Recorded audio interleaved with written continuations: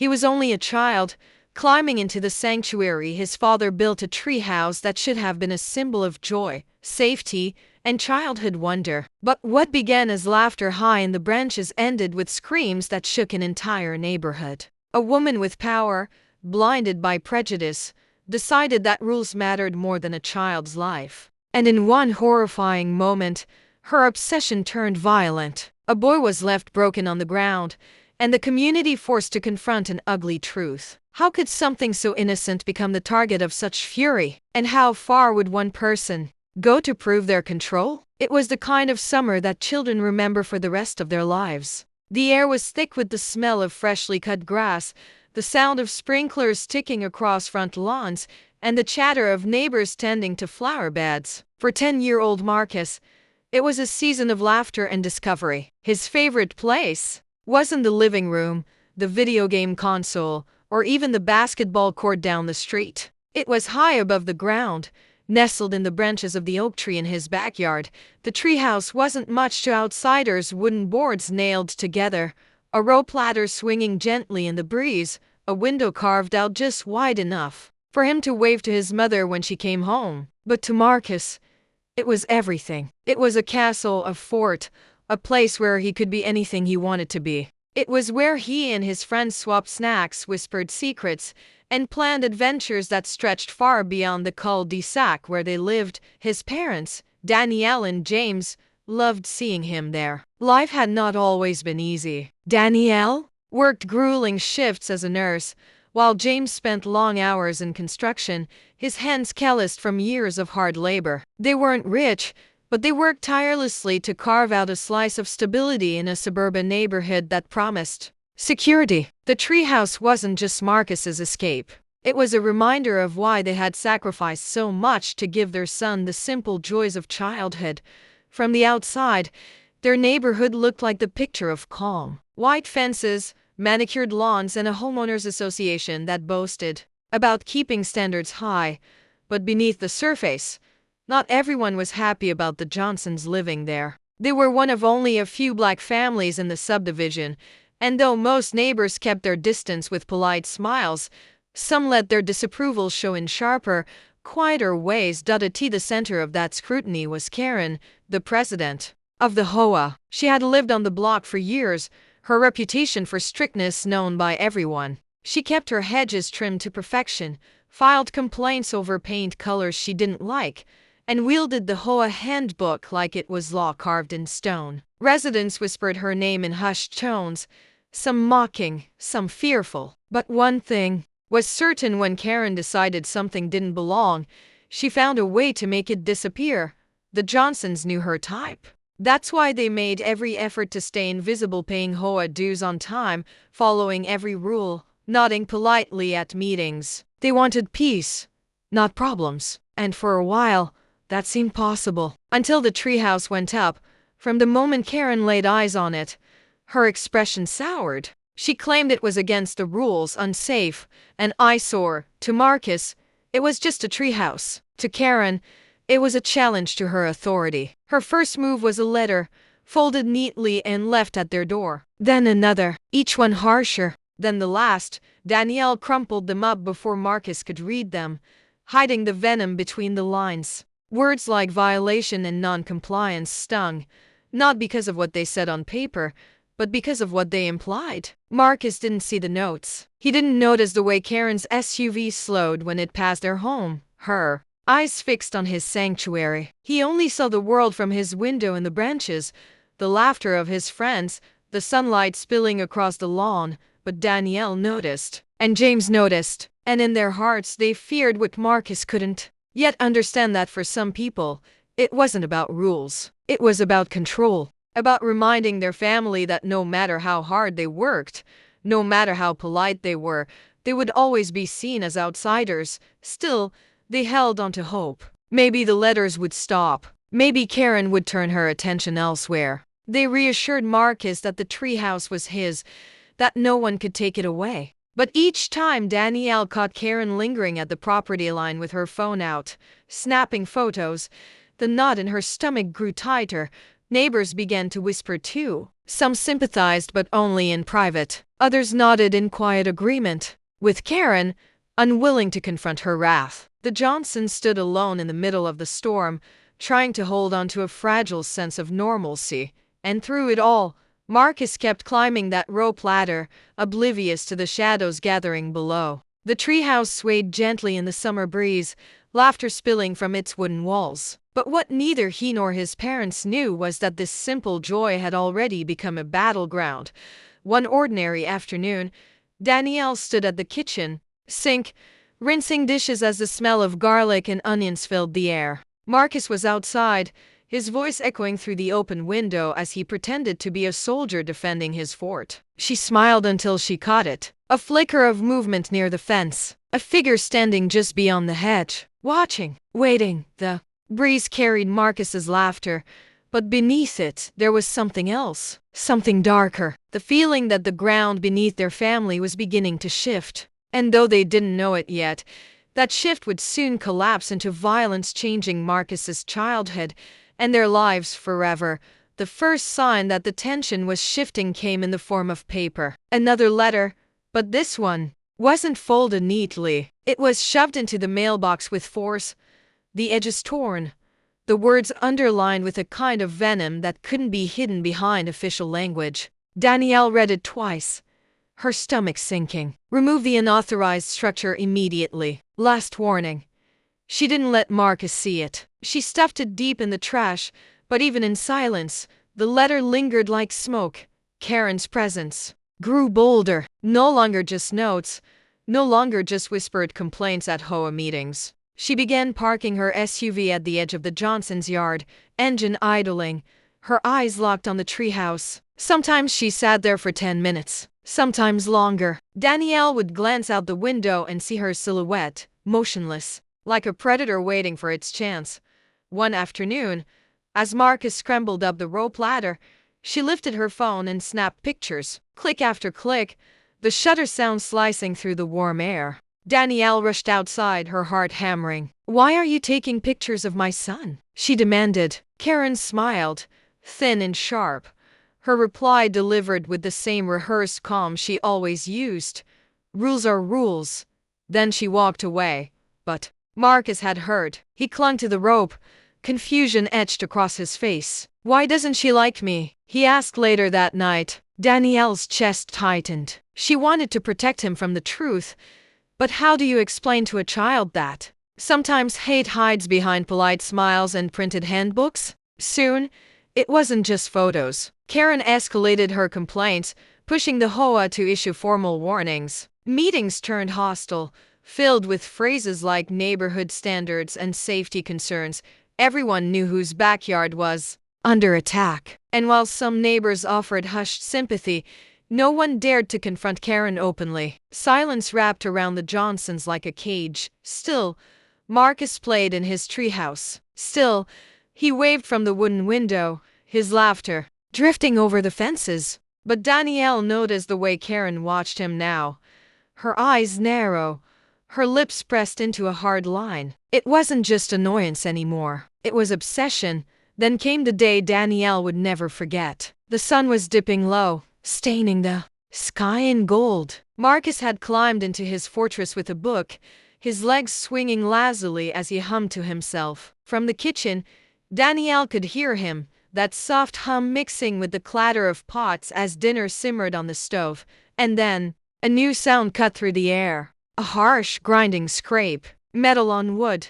Danielle froze. Her hands went cold as she turned toward the window. There, at the base of the tree, stood Karen. Her hands gripped a saw, her face twisted in concentration. Each pull of the blade bit deeper into the wooden supports. Splinters flew. The tree shuddered. Above, Marcus's laughter vanished, replaced by a cry that sent every hair on Danielle's arm standing on end. "Mom!"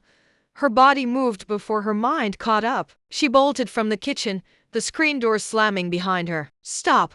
she screamed, racing across the yard. But Karen didn't stop. Her strokes grew faster, more violent, like a storm tearing through everything in its path. Neighbors stepped out of their homes, drawn by the shouting. Some gasped, some whispered. But no one moved forward. They only watched. "Get down, Marcus," Danielle cried. But her son was frozen, clutching the railing as the treehouse shook beneath him. His wide eyes locked on hers, begging for help she couldn't give fast enough. The saw screeched louder.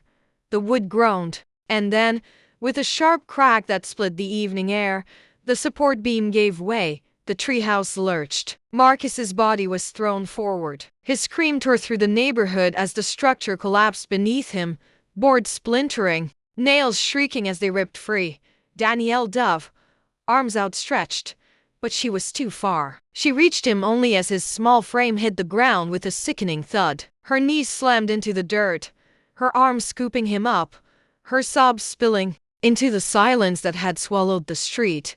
He was alive, bruised, scraped, shaken, but alive. His tears mixed with hers as she rocked him against her chest. "I've got you," she whispered, though her voice broke with terror. Karen stood above them, the saw slipping from her hands, clattering to the ground. She didn't apologize, didn't rush forward. She only muttered, cold and detached, "I warned you." And then she turned, walking away as if she hadn't just shattered a child's world. Sirens wailed in the distance. Someone had finally called for help. An ambulance pulled up, red lights painting the white fences in streaks of fire. Deputies followed close behind. Marcus was lifted onto a stretcher, Danielle clutching his hand as she ran beside him, refusing to let go. But the questions burned even hotter than the fear. Would the deputies treat this as the crime it was? Or would Karen's influence shield her, as it so often shielded people like her? For the first time, neighbors began to murmur louder. Some shook their heads. Some muttered words like "unbelievable." A few even dared to pull out their phones, showing deputies the photos and videos they'd captured. Proof that this wasn't an accident. Proof that a line had been crossed. As the ambulance doors slammed shut and pulled away, Danielle caught one final glimpse of Karen, standing with her arms folded, watching the chaos she had created. Her expression wasn't guilt, it was defiance. The Johnsons weren't just fighting for a treehouse anymore. They were fighting for justice, for their son, for the right to feel safe in a place that had promised them safety. And now, the battle was no longer in their backyard. It was heading straight into the courtroom, where the truth would either be buried or finally be seen. The hospital's fluorescent lights buzzed overhead, their cold hum cutting into the silence as Danielle sat by Marcus's bed. His arm was bandaged, his ribs bruised, his small body swallowed by the white sheets. Machines beeped steadily, each tone a reminder that he was alive but fragile. Danielle held his hand, her thumb brushing over his knuckles, her mind replaying the moment of the fall on a loop. The saw, the crack, his scream. It was seared into her memory like a brand she would never escape. When the deputies arrived at the hospital, she braced herself. Too many times before, stories like hers ended with excuses, with words like misunderstanding or neighborhood dispute. But this time was different. Witnesses had spoken, phones had recorded. There was no denying what Karen had done. The deputies didn't hesitate. They walked into her pristine, manicured home, where she sat sipping wine as though nothing had happened. They placed her in handcuffs, her disbelief boiling into outrage. "This is harassment," she spat, struggling against their grip. But the charge was clear. Felony assault with a deadly weapon. The community was stunned. For once, the system seemed to move in the right direction. But Danielle knew this was only the beginning. Karen had influence, money, and friends who sat on the HOA board. She would fight tooth and nail to twist the story.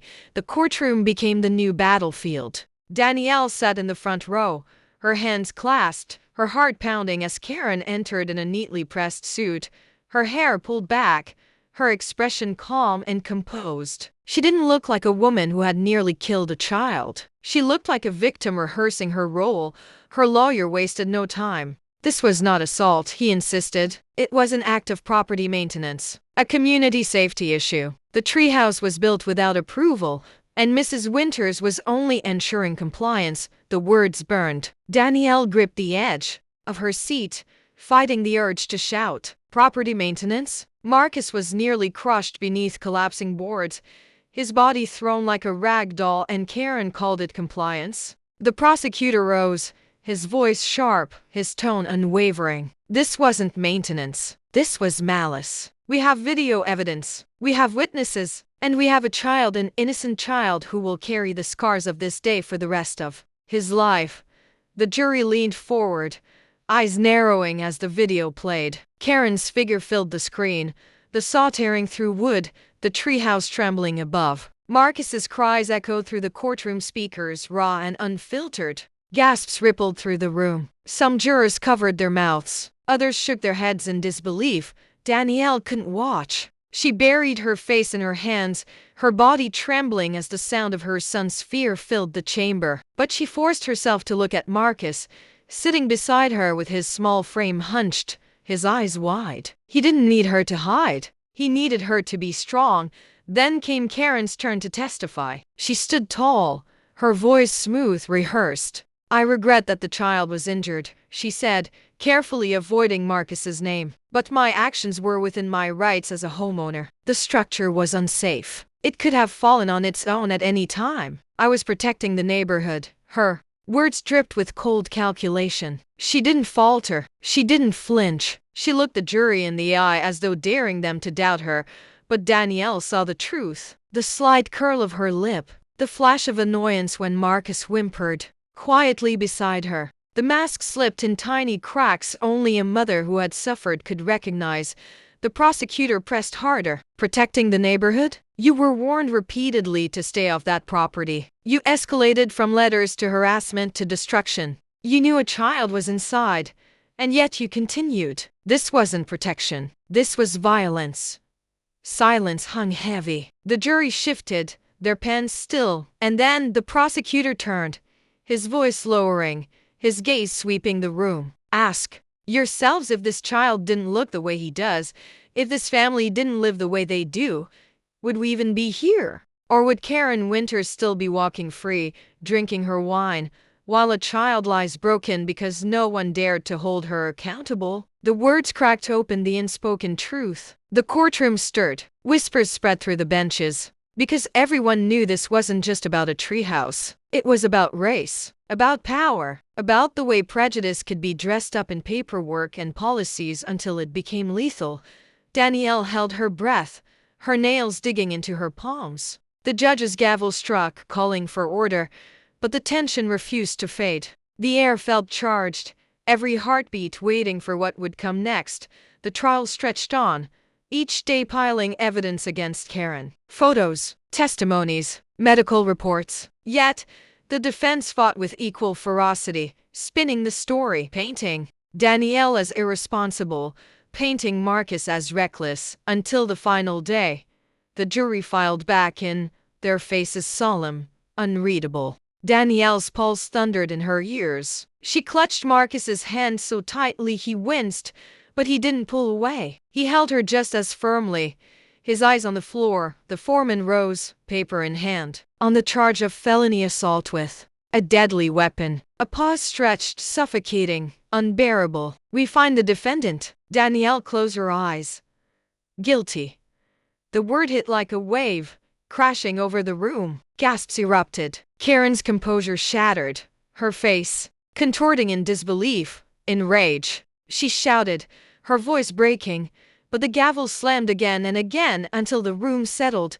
Danielle exhaled, tears spilling down her cheeks, her body trembling with release. She pulled Marcus close, his small arms wrapping around her neck, his whisper muffled against her skin. "Is it over, Mom?" She kissed his forehead, unable to speak, because deep down, she knew it wasn't over. The scars would remain, the fear would linger, and the fight against a system that had nearly failed them would never truly end.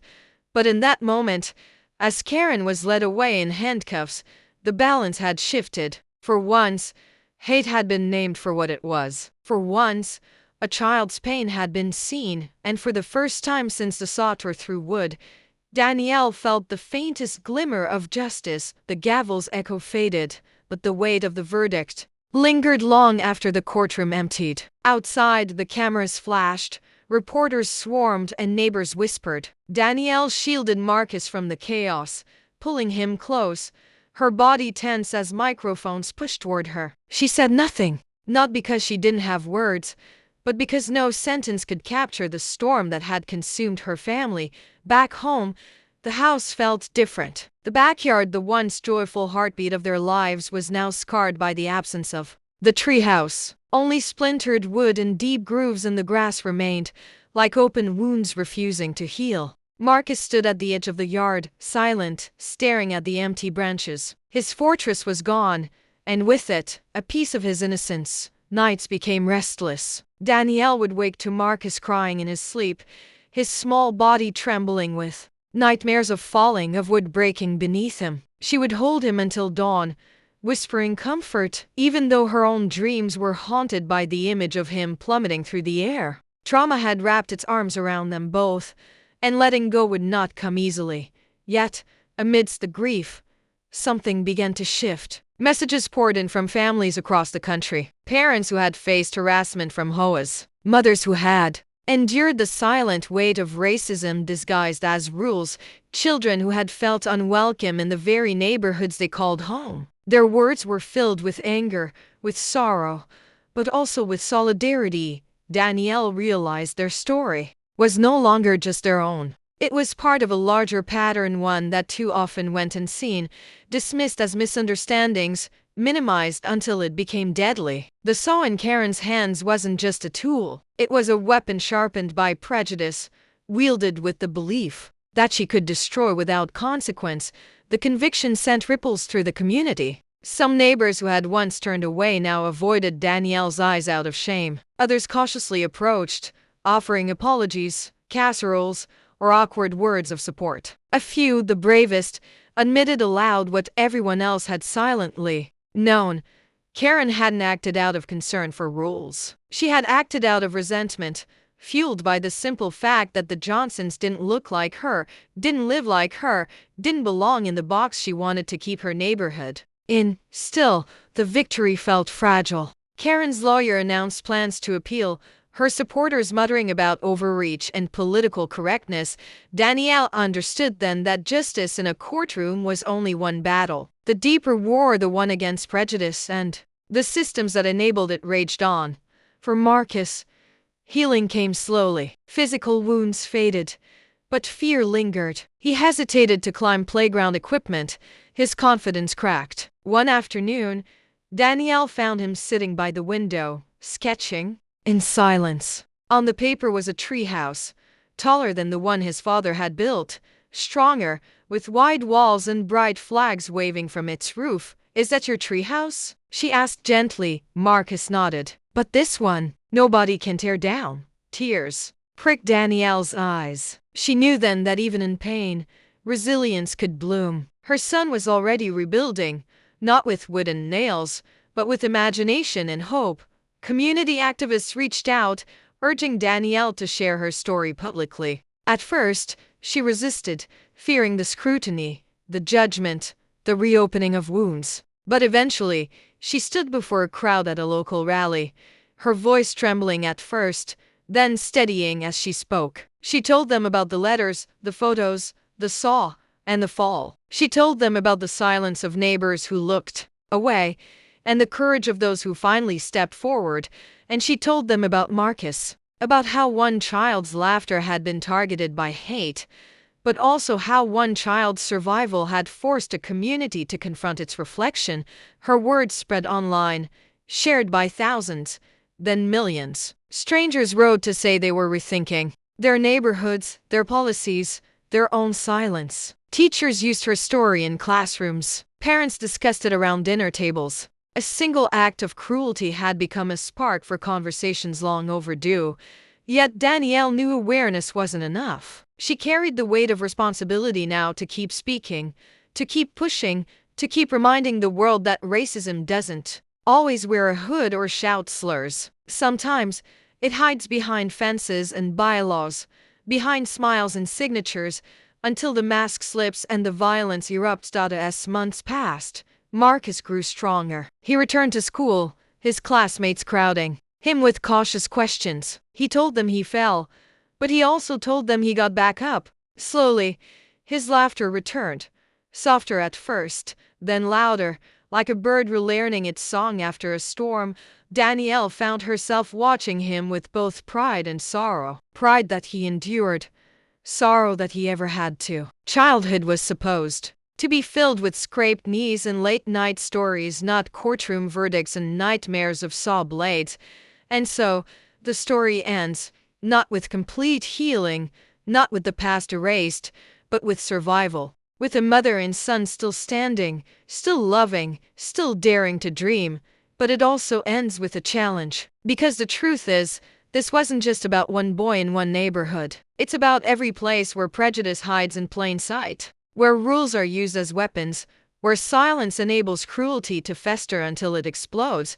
The question now is not whether Marcus will recover. He will. The real question is, will we? Will we learn? Will we act?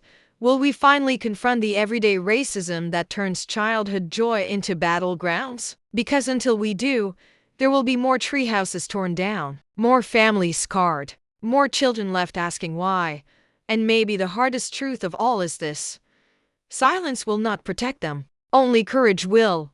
A treehouse. That's all it was meant to be. A place for laughter, for safety, for the kind of memories every child deserves. But one woman's prejudice turned it into a battlefield, and one boy's fall exposed something far bigger than wood and nails.